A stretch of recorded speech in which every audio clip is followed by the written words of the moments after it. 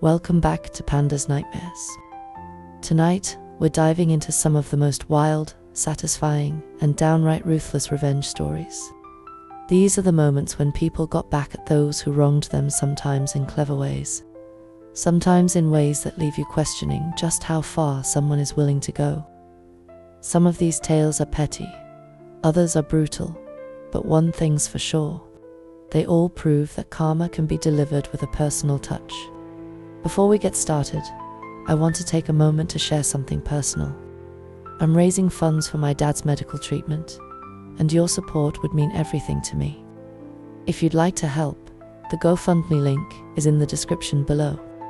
Thank you for being here now. Let's dive into these unforgettable revenge stories. Story 1. Back in high school, I dated a girl for 6 months before she decided it was not working out anymore. Instead of ending things properly, she cheated on me with about 6 guys and even stole my iPhone and wallet to buy drugs. My parents encouraged me to report her to the police, and I was ready to do just that. However, to stop me, her brother and his friends jumped me while I was walking home. They busted my lip open pretty badly, and her brother threatened to kill me if I reported him or his sister. This was South Florida, so I believed he would do it. Not long after, my dad got a new job and we moved to a new city, but I was still furious about the whole situation, so I decided to get revenge in the best way I could. I created 2 fake Facebook accounts, one as a random hot girl and the other as a guy. I spent time making them look legitimate by adding friends and posts. Then, I added her brother on Facebook with the girl's account, and my ex with the guy's account. It did not take long before he started flirting with me and trying his best to get into this girl's pants. On the other hand, having already been in a relationship with my ex, I knew exactly what to say to charm her to the point that she fell in love with me. This is where things started to get really interesting. I orchestrated a sexting relationship between the brother and sister, using Google Voice to act as the middleman. Both of them had fairly typical South Florida bodies, so nothing really gave them away. I also did a fair amount of photoshopping to remove any identifiable details in their surroundings. This went on for about a month and a half, totaling around 200 exchanged nudes between the two of them. When I felt the time was right, I dropped the curtain. I sent them both a group of unedited pictures, complete with key identifiers, their faces, and the rooms in the background. Oh, holy hell, how everything came crashing down. I only wish I had a way to see their reactions in real time. Friends who still lived there later told me that her brother moved in with his dad that same week, and they no longer spoke to each other. All in all, it took about 4 months to get my revenge, but it was absolutely worth it. Story 2. My friend and I were fishing at a local creek when his brother pulled up. Being the jerk he normally was, he started throwing rocks into the creek to scare the fish. Then, he took my friend's bike and threw it into the water. We were only 13 at the time, and my friend started crying. I felt terrible for him. Without thinking twice, I jumped into the creek, pulled his bike out, and told him that we would get his brother back. About a month later, we were fishing again in the dead of summer. That day, I told my friend, "Today is the day we get your brother back." I caught a 2 or 3 pound carp, threw it up on the side of the bank, and left it there until we were done fishing. At the end of the night, we headed back to his place. His brother's car was sitting on the street, completely unattended. We took the carp, sliced it open, threw it under the driver's seat, and rolled the windows about 3/4 of the way up. The next morning, I had almost forgotten about what we had done, but when I rode past JT's car, I noticed something strange. The window looked kind of black. When I got closer, I realized it was covered in flies. I actually got scared for a moment, because I did not expect to see a window completely caked with them. By the time I got home, I was laughing so hard I had tears in my eyes. His brother had always been such a jerk to us, and this was the perfect payback. Fast forward to baseball practice 3 days later. My friend had a black eye. But when we made eye contact, he just smiled at me. His brother had flipped out, ran into the house, and punched him in the face. His mom went off on his brother and grounded him for the rest of the summer. She swore that my friend would never do such a thing, and he played along perfectly, acting like he had no idea what had happened. Apparently, the smell never really left the car. From that day on, we nicknamed his brother Lord of the Flies. Story 3. Not me, my brother. When my younger brother was about 3, my father had to look after him for the day. The plan was that, after asking his boss, he would take him into work with him. It was just office work, and he was friendly with his boss, so my mum assumed it was no big deal. My father, however, did not want a toddler distracting him all day. Instead of bringing him inside, he left him in the car with the radio on and a carton of apple juice. This was Britain, so overheating was not an issue, but either way, he was being an absolute arse. At the end of the day, he returned to the car, expecting to find a peacefully sleeping toddler who would not tell his mother a thing. Instead, he opened the door to absolute chaos. My brother was bouncing up and down on the front seats to the radio on full blast, completely naked and laughing hysterically. The reason? He had soiled himself, taken off his nappy, and proceeded to redecorate the entire car with his own feces.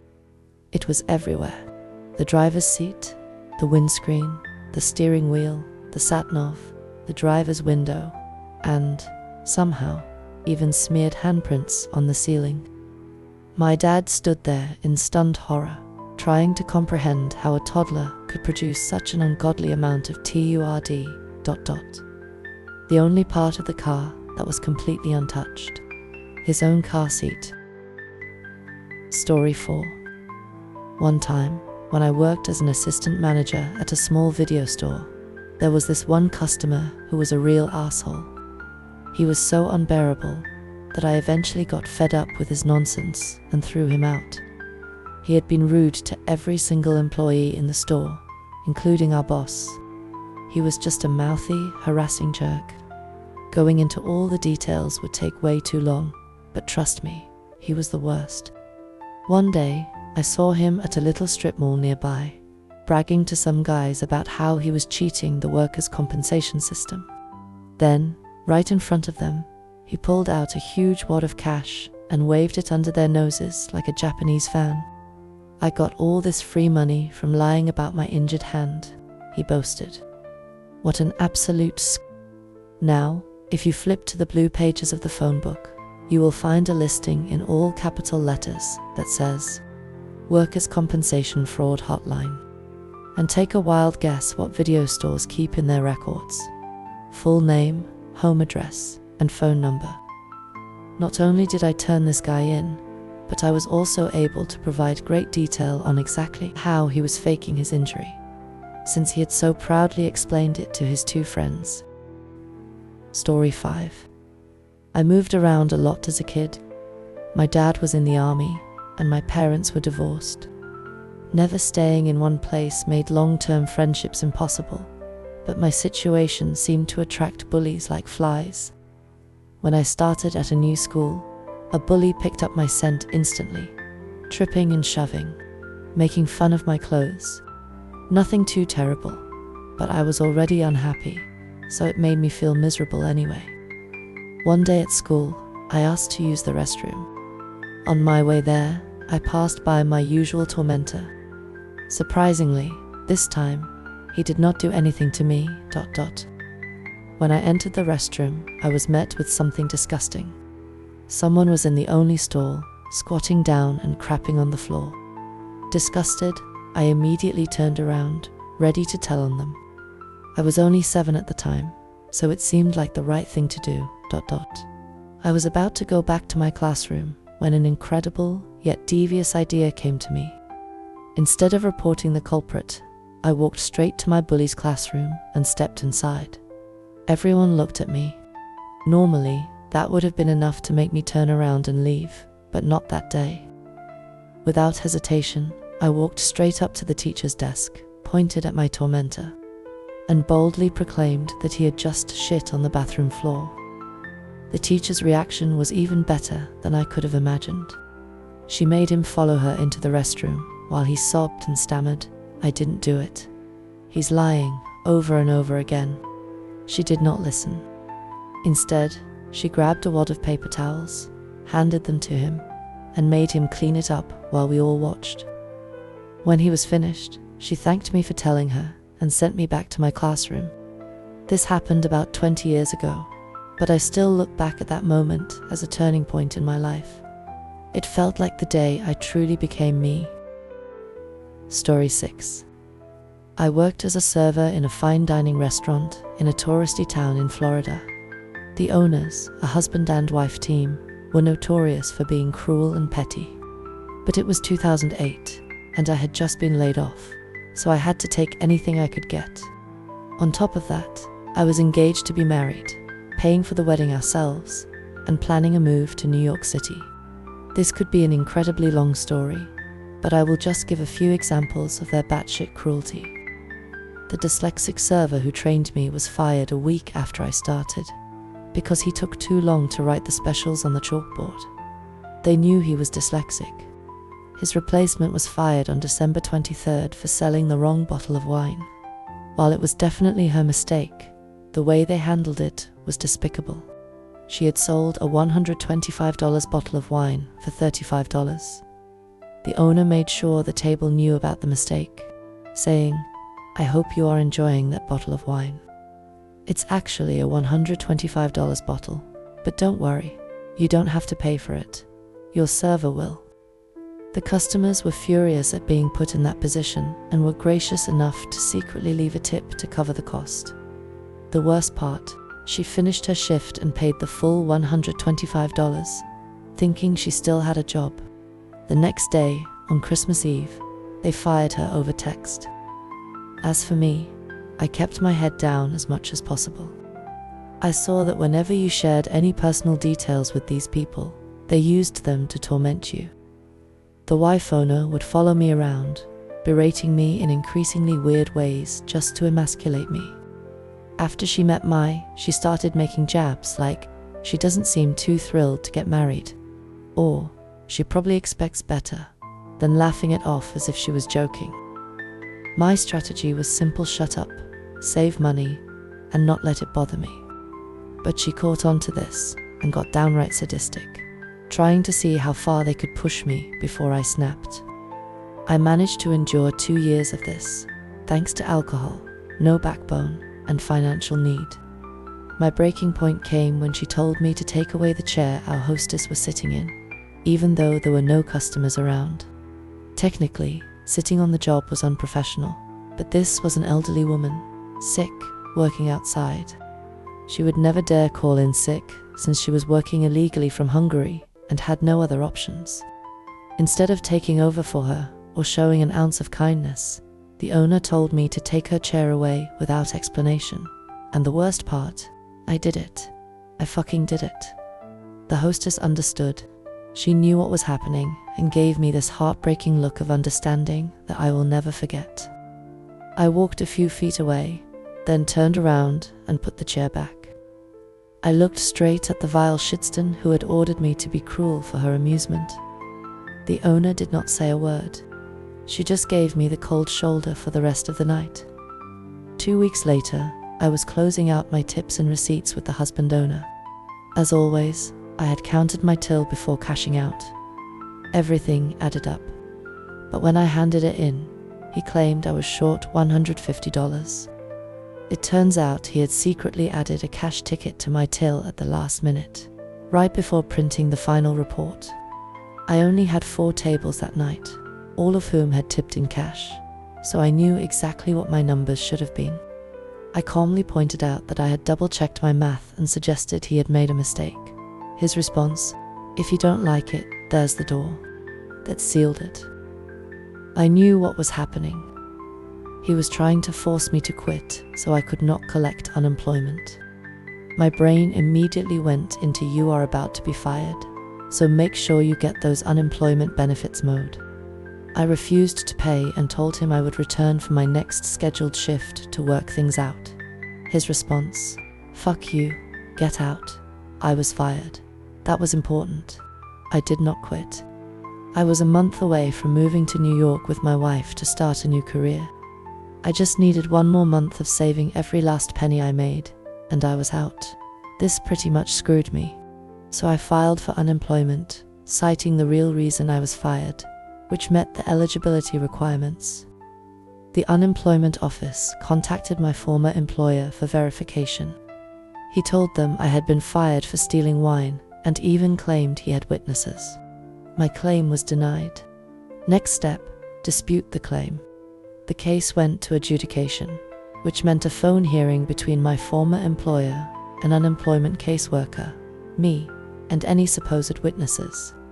This is where I got my revenge. I knew about the hearing date, and my former employer was notified by mail. The letter explained the process and instructed him to line up any witnesses or materials for the case. It also stated that he had a limited time to reschedule if needed.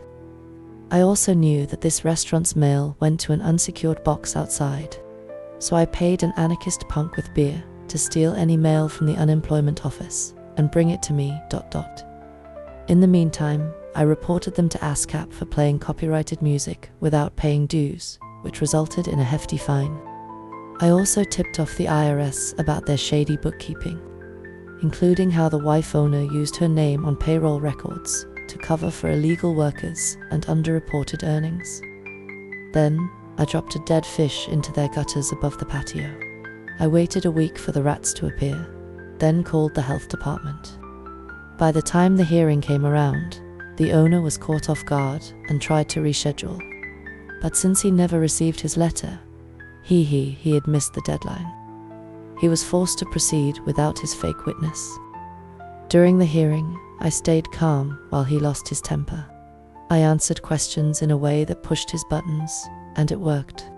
The key moment came when the caseworker asked him, had he not stolen any property, would you still have fired him? He slipped and said yes. That was it. The ruling was in my favor. A few weeks later, I received my unemployment checks, covering all the months I had been out of work. It was enough to get me to New York. 2.5 years later, I am still married her, bitch. I found an excellent job in my field with great pay, benefits, an awesome boss, and union representation. Meanwhile, they are struggling to keep the restaurant open and have had a host of financial problems. Sometimes karma just needs a little push. Story 7.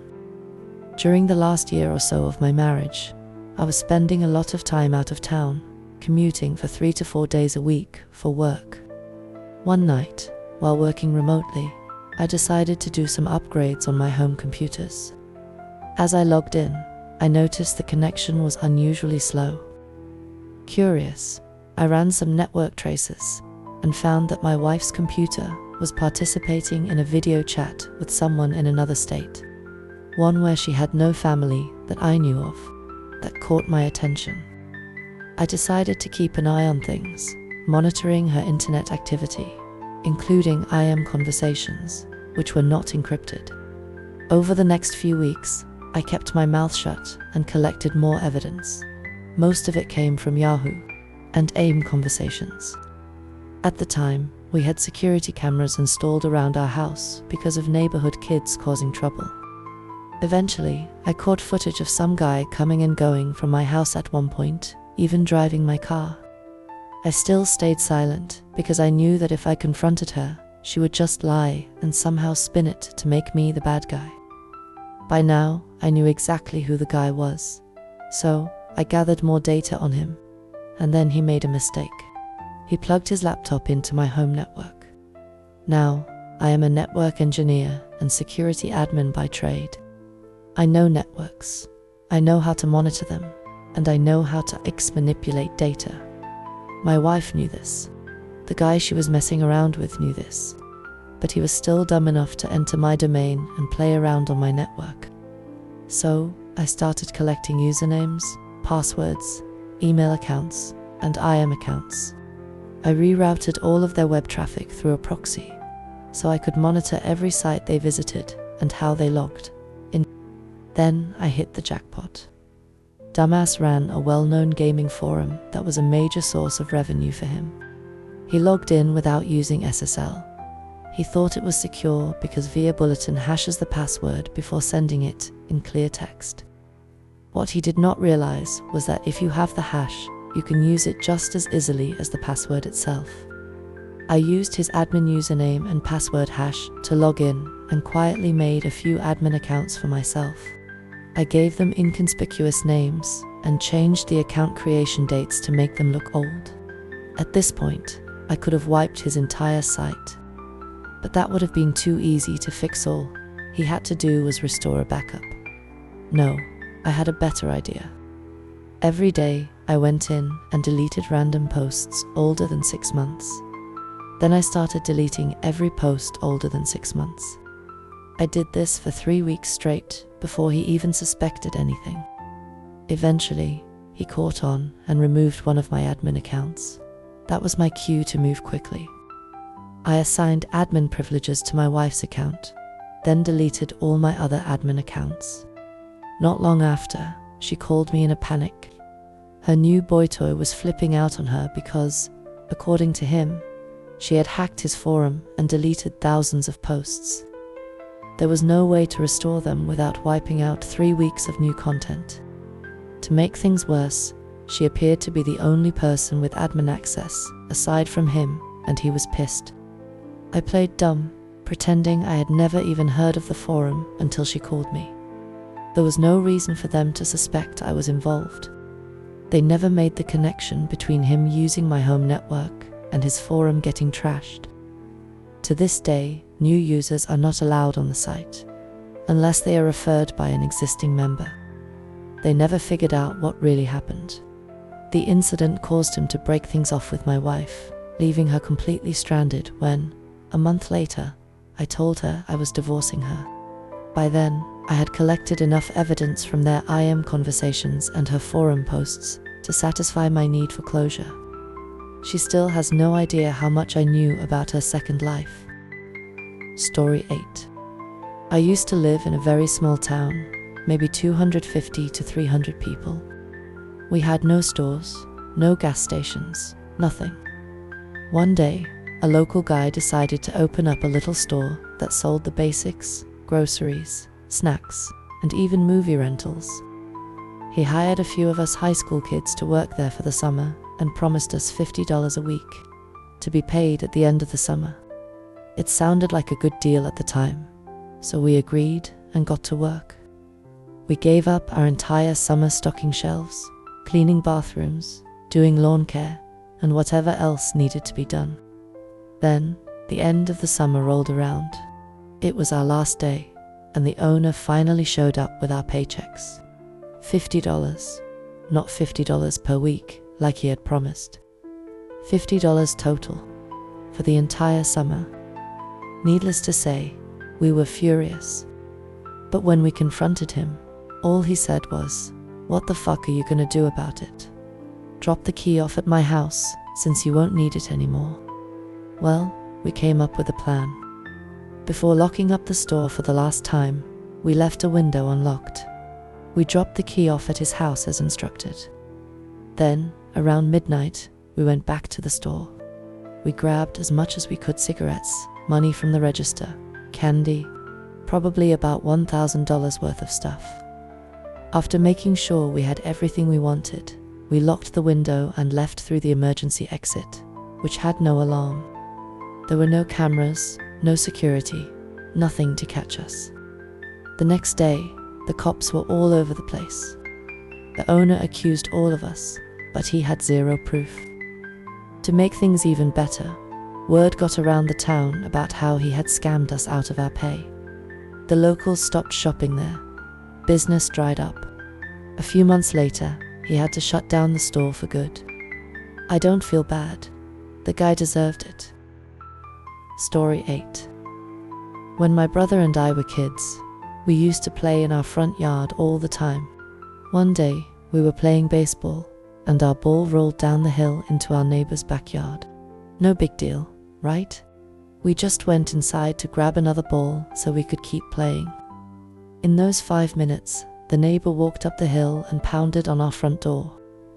When my mum answered, he flew into a rage, screaming at her about the goddamn kids ruining his lawn. My mum tried to calm him down, but then he pulled back his fist as if he was about to punch her. She flinched and he laughed. Then, just for good measure, he spit on our doorstep and stormed off. My brother and I saw everything. We declared covert war. We were smart about it. We waited. We made sure nothing seemed too obvious. To this day, we have never been caught, because everything that happened could have technically been natural. We did not do it all at once. This was a long game. Years of quiet, calculated revenge. Here are just a few of the things I remember doing. Poured female deer lure into his cars and houses, as sea vents, filling the air with an unholy stench.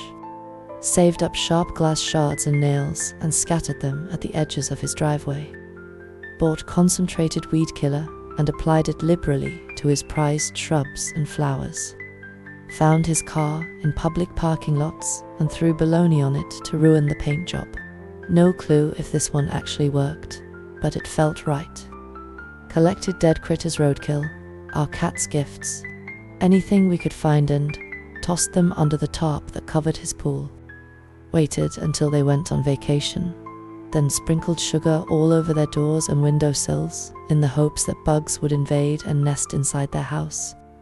I still do not feel guilty. The guy was a huge prick.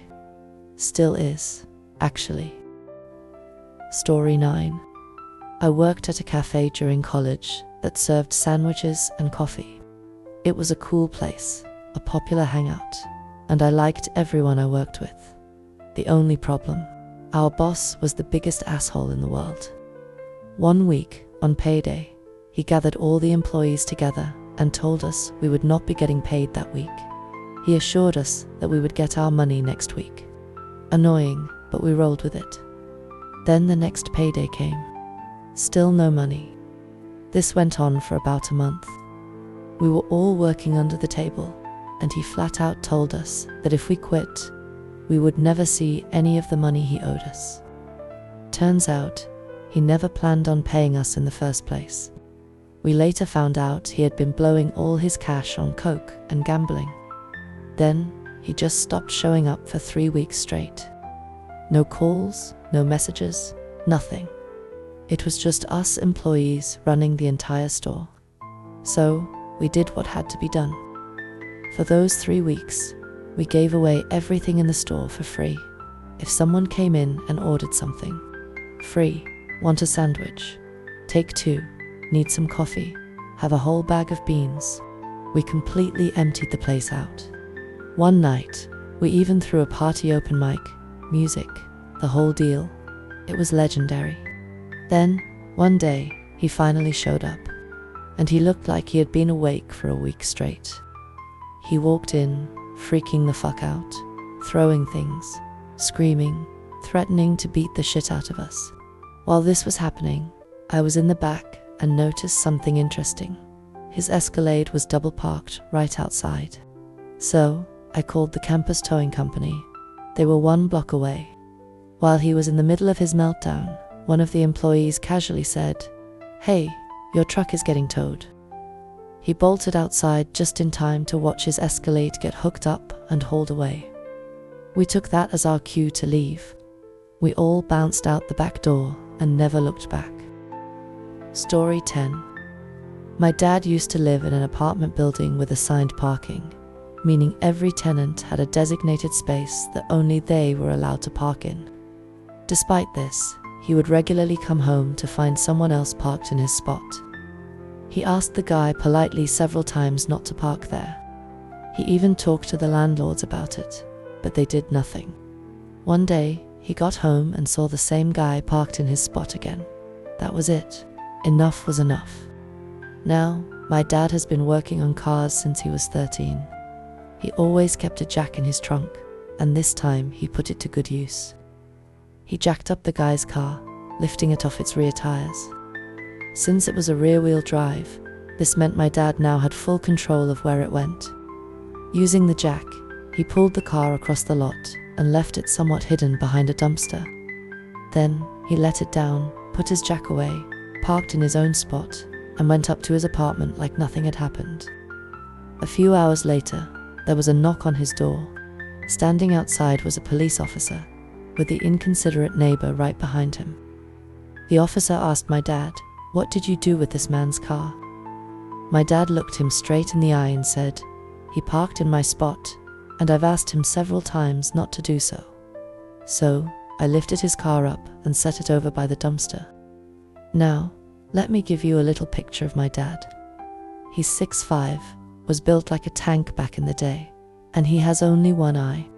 His fake eye has always been a little too small, which permanently gives him this madman stare. The cop looked at him, then at the car, and his eyes got as big as dinner plates. He slowly turned to the neighbor and said, "Sir, I recommend you never park in this man's spot again." The guy never parked there again. Story 11. My girlfriend of 3 years, the one I dated all through high school, broke up with me during my first semester of college. We went to different schools, and I later found out she had been hooking up with one of her guy friends there. Fast forward to winter break. She texts me, asking me to bring back all the stuff she had given me presents. Sweatshirts, cards, everything. Fine, no problem. I gather up everything we had exchanged over the past 3 years and drive to her house. When I get there, I immediately realize something is off. She is sitting in the garage, surrounded by all her friends. Her parents are there too. Everyone is looking at me with that smug, mocking smirk like they are all in on the joke and I am the punchline. I keep my cool. I walk up, hand her all her stuff, and she hands me mine in return. Then, just as I am about to turn and leave, I pause. I look her dead in the eyes and say, "If only I could give back your virginity." Silence. The smirks vanish. Her parents' faces go pale, and I walked out of that lion's den with the biggest smile on my face. Story 12. When I was 15, my parents divorced. We lived on a farm, and I spent my time bucking bales and pulling fence year-round just to pay for motorcycle gas. By then, I was already 6 feet 4 inches and 300 pounds, playing varsity football. I wasn't handling the divorce well, so I moved in with my mum, who had just gotten her own place. One day, while I was in my bedroom, I heard a commotion in the kitchen. Curious, I stepped out to see what was going on. The moment I turned the corner, I saw her new boyfriend Jim, because that was his name, backhand my mother, knocking her to the floor. She scrambled to her feet, eyes wide with disbelief. Without saying a word, she grabbed her keys and bolted for the door. Moments later, I heard the tires screech as she peeled out of the driveway. Something in me snapped. I had been angry before, but not like this. This wasn't anger. This was pure, unfiltered rage. My life was already in pieces. My parents' divorce was a disaster. I was a misfit in school, and my younger brother and sister were suffering just as much as I was. Everything had been boiling inside me for months. And in that moment, when I saw the fear in my mother's eyes, it all erupted. I turned to Jim, who stood maybe 5 feet 5 and 150 pounds soaking wet. I confronted him, barely able to contain myself. I demanded to know why he had hit my mother. And then he made the worst mistake of his life. Jim raised his hand like he was going to hit me too. That was it. I don't remember if he actually landed the hit. I don't even remember the first punch I threw. Everything became a blur. The next thing I knew, I was on his chest, hammering his face so hard that the back of his head was bouncing off the linoleum. I didn't stop. I kept hitting him until he was unconscious, his face a mess of blood leaking from every hole on his face. When I finally stood up, I walked to the bathroom, washed the blood off my hands, and took a deep breath.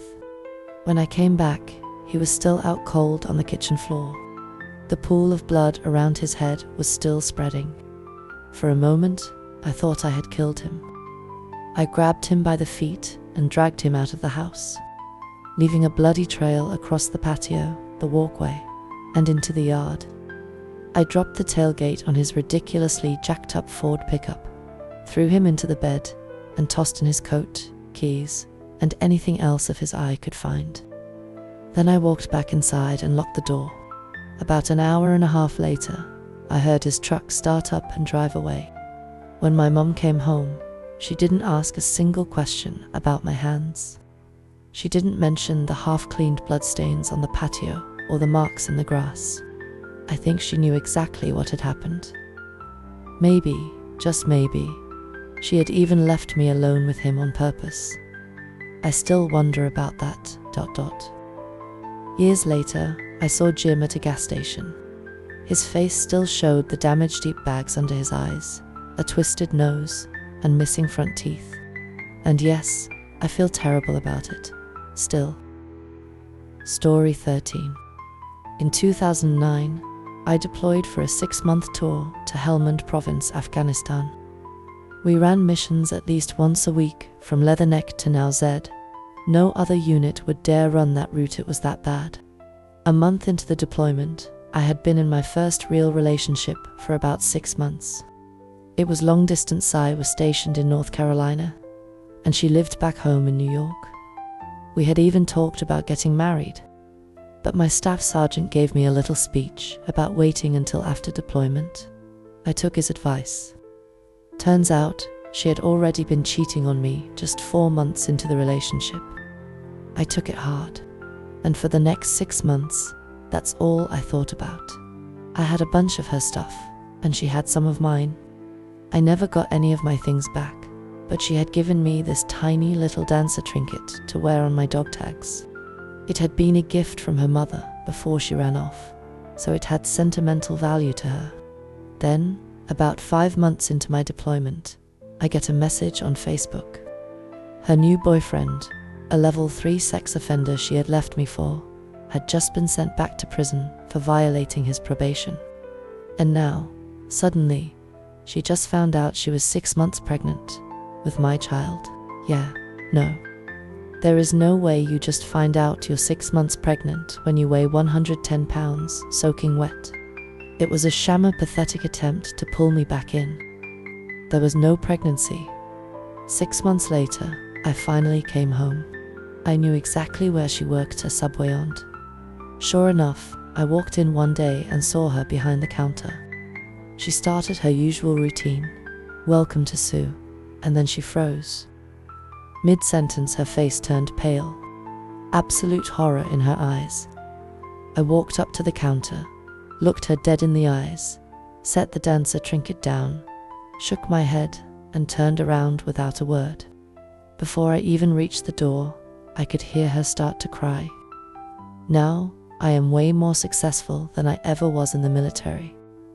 I have a great job, an amazing girlfriend, and a sweet townhome. About to get a dog soon. I never blocked her on Facebook. I just muted her updates. Every now and then, she pokes me. I never poke back. Once a year, she tries to message me, asks me how I'm doing. It always ends the same way. She spirals into some depressing rant about how she fucked up and wishes she had never cheated on me, ... And honestly, it's nice to know she gets to watch me succeed. Without her? Story 14. I had a loud-ass apartment neighbor who was always causing problems. One night, my wife had enough. He and his drunk buddies were wrestling in the parking lot, making a ton of noise, so she called the cops. This was an angry, drunk Mexican who did not take kindly to the cops showing up. The moment they left, he decided to retaliate by breaking the antenna off my car. I stewed over that for a week. Then, one morning at 6 a.m., he came stumbling home drunk again, waking me up as he thundered up the stairs. A couple of hours later, we noticed something. The idiot left his keys in the door of his apartment. I saw my opportunity and took it. I snuck up the stairs, pulled the keys right out of the lock, walked a block away, and chucked them into a ditch. The best part was hearing him lose his damn mind. You could hear him storming around, flipping furniture, slamming doors, and tearing his place apart looking for them. The cherry on top, his truck had 2 separate alarms, and after losing his remotes, he had to replace both of them. I regret nothing. Story 15. I don't know if this qualifies as badass, but it was definitely the most enraged I've ever been. A few years ago, my son wasn't even old enough to walk yet. I had just kicked my girlfriend out of our apartment for cheating on me, so I already had more built-up rage than usual. It was a nice summer night, and I had my son in his bouncy seat by the screen door leading to our balcony, which faced a somewhat busy street. He was enjoying bouncy time, and I was relaxing, watching whatever was on TV. Then, out of nowhere, I heard a couple of loud pops, followed by duller smash sounds. Startled, I looked toward the balcony. Egg yolk was running down the window. I turned to my son, who had started screaming, his little body splattered with egg that had come through the screen door. Rage mode activated. I cleaned up the window. I cleaned up my son. After calming him down and putting him to bed, I was still fuming. Who the hell would do this? My only rational guess was bored teenagers feeling destructive. We had egging problems on the street before, but usually it was limited to parked cars, not people's homes. Then, a thought hit me. If I was still a teenager, I'd be cocky enough to wait for the person to clean up and come back for round 2. So I grabbed an old aluminum baseball bat and sat outside my apartment building. This was already a rough period in my life, so looking back, I probably wasn't in the most sane state of mind. I found a spot between 2 parked cars and sat on the curb, waiting. 10 to 15 minutes passed. I was about to give up. Then I saw it. A newer sedan came rolling around the corner and stopped right in the middle of the street, almost directly in front of me. I peeked around the car bumper and saw a car full of teenagers. Then, one of them slowly leaned out of the rear passenger window, eggs in hand. I stood up immediately, gripping the bat, and locked eyes with the kid. He froze. All I could say was, "You motherfucker." Then I snapped. I swung at their car with every ounce of fury I had. Dent after dent. The driver's side taillight, gone. The side mirror, ripped off. I could hear the panicked screams inside the car as they frantically yelled, "Go, go, go." The driver floored it, but with 4 or 5 people inside, it wasn't moving fast enough. So I sprinted after them. Then, in one final act of destruction, I launched the baseball bat like a battle axe, end dash over dash end dot dot, straight through the rear window. Glass exploded everywhere. And the best part, my bat bounced off the trunk and landed on the pavement.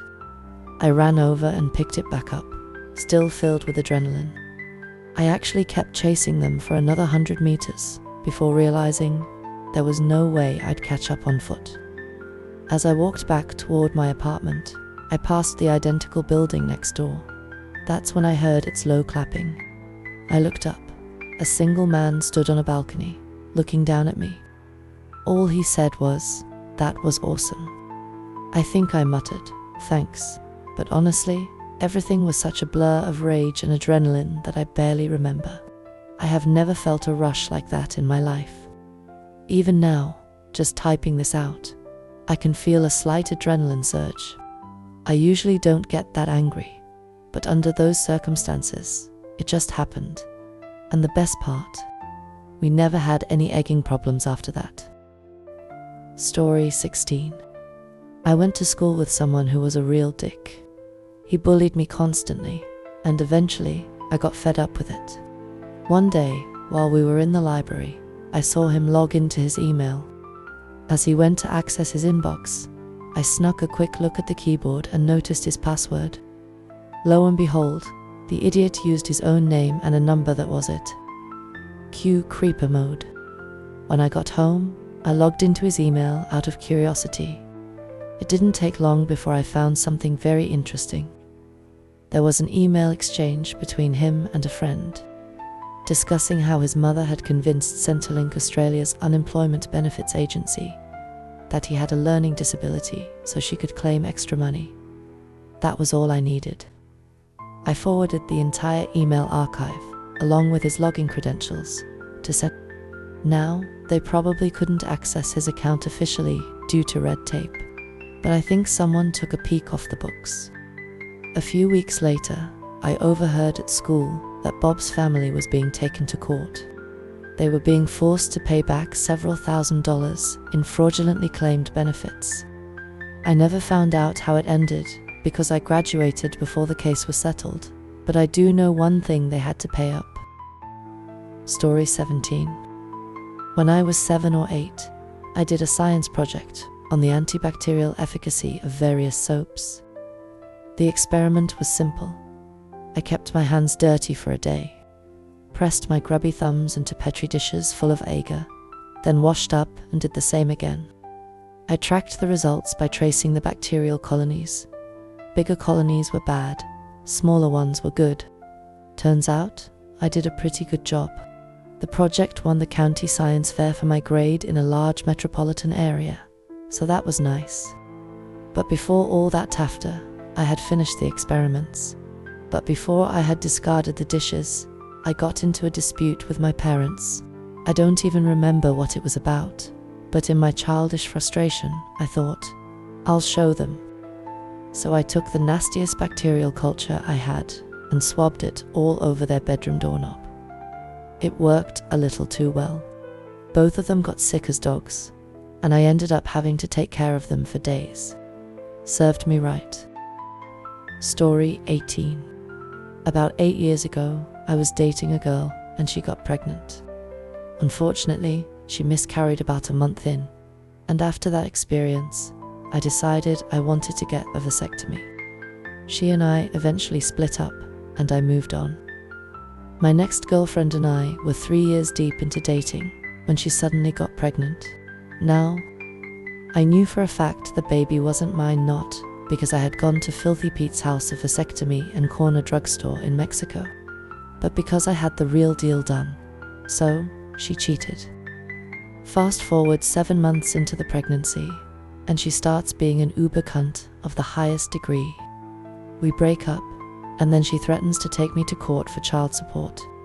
I tell her she can go ahead and try, and after the baby is born, I get a summons to court. I show up, deny that the baby is mine, and demand a paternity test. While we wait for the results, I finally decide to drop a little bombshell on her. I tell her about my vasectomy, which I had before we even met. Gotta give her credit. She held on to the lie until the bitter end. But you should have seen the look on her face in the courtroom when the judge read out the results, confirming I wasn't the father. Story 19.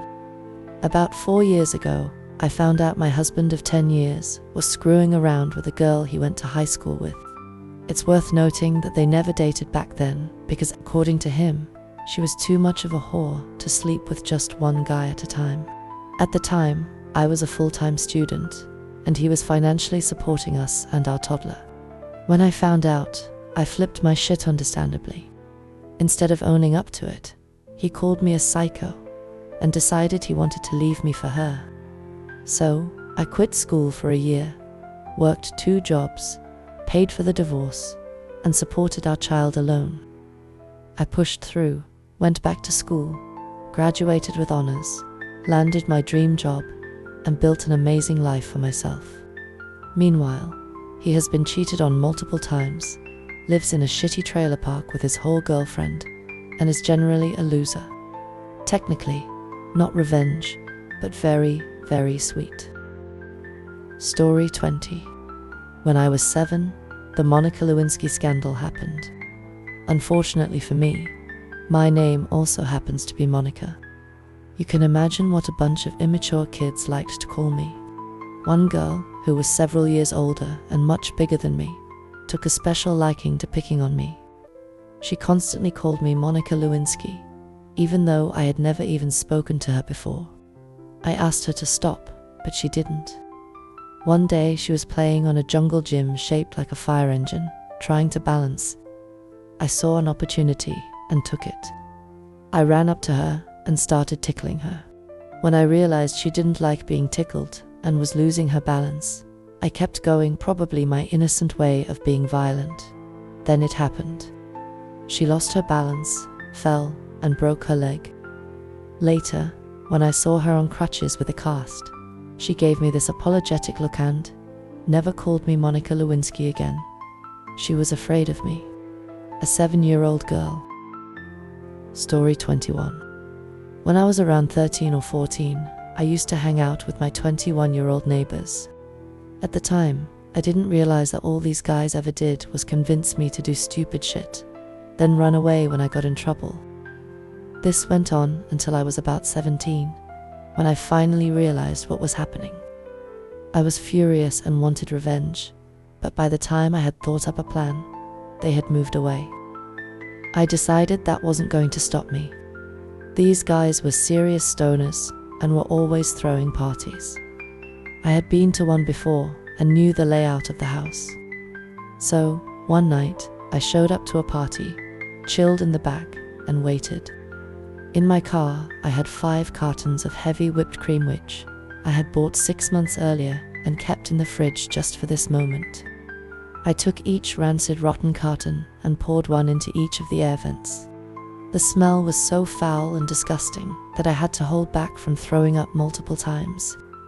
I had 1 carton left, so I dumped it into the AC unit for good measure. Sure if it did anything, but it felt right. A few weeks later, the house was up for sale, but from what I heard, no one would buy it because of the smell. They eventually gave up on selling it and tried burning it down. After an investigation, the oldest brother was arrested for fraud and served a year in prison. I haven't heard anything about them since. Story 22. When I was in my early 20s, I worked as a delivery driver for the only pizza joint in a small town. I would zip through traffic and, in general, be a nuisance to other motorists. One day, I was cruising down a hill, and the car in front of me started turning right into their driveway. I attempted to pass them in the oncoming lane, but as I did, the driver suddenly pulled away from the driveway and blocked the road. I slammed on my brakes, and before I could react, the guy jumped out of his car and started shouting at me for crossing a double yellow line to pass. Not illegal in my state, by the way. I tried to reason with him, telling him the law was on my side and to please move his car before I called the police. But he just kept going, berating me, calling me names, and being a complete dick. Eventually, I just drove around him on the curb and went on with my deliveries. But later that night, after a few too many drinks, I decided the guy needed a little payback. I drove to his house in the middle of the night and saw his car parked in the driveway. I knew what had to be done. Across the road, I found a brick in a parking lot. I threw it hard enough that it smashed through his back window and went straight through his side window as well. The sound of glass shattering must have woken up the whole house, so I jumped in my car and floored it, thinking someone would see me and call the cops. For a few years, I didn't think much about it. By the next morning, I knew I had been a total douche, but I tried to justify it in my head as best I could. Then, one day, I got a delivery for the same address I had vandalized. I approached the door, feeling a pit in my stomach. I feared the worst, that he would recognize me and put 2 and 2 together. I rang the doorbell. I heard shuffling inside, and after a long pause, the door finally opened. The man who had yelled at me that day was now in a wheelchair. He looked injured. I had no idea how or why, but he barely even glanced at me. He just took his pizza, signed the receipt, and closed the door. I cashed out later that night and noticed something that hit me hard. He had tipped me $5. In that moment, regret hit me like a truck. Before I finished my math, I took his receipt, scratched out the tip, and charged him only for the meal. For the next 12 months, the guy ordered a pizza almost every day, and every single day, I scratched off his $5 tip. By the time he fully recovered and stopped ordering from our pizza place, I had erased roughly $900 in tips. Moral of the story: I ended up worse off for getting revenge. Story 23. I have cerebral palsy, and as a result, I was picked on constantly during grade school. Between kindergarten and 6th grade, I was forced to change schools 3 times, because kids would push me into walls, beat me up, and bully me non-stop. At the time, I had to use a walker to get around. By the time I transferred to my last school, I was in 5th grade, and one kid in particular made my life hell every single day. He was a 200-pound arsehole, and on my 3rd day there, he pushed me down the stairs leading into the gymnasium. I ended up in the ER with a dislocated shoulder.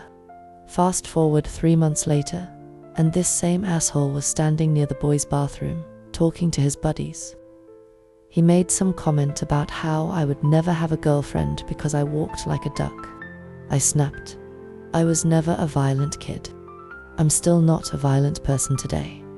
But that day, I lost it. I walked up as close as I could before he noticed me. The moment he turned around, I swung my walker like a baseball bat right into his nose. And that's when things got worse. Because of my poor balance, I fell forward into him just as we both stumbled toward the bathroom door. At that exact moment, some random kid opened the door, and the doorknob slammed into the back of his head and neck. Turns out, it cracked vertebrae in his neck and paralyzed his right arm and hand. After that day, no one ever picked on me again. Kids did, however, start calling me Crazy Duck. And that's the end of tonight's collection of revenge, served cold, or sometimes burning hot. If these stories made you laugh, cringe, or even question how far you'd go for payback, don't forget to subscribe to Panda's Nightmares for more gripping and unbelievable tales. Hit the like button, follow for updates, and check out my other videos for even more jaw-dropping stories. And one last thing, if you can, please consider supporting my dad's medical treatment through the GoFundMe link in the description. Your kindness and generosity truly mean the world to me. Thank you for watching, and remember, sometimes karma needs a little push. Stay smart, stay safe, and I'll see you in the next nightmare.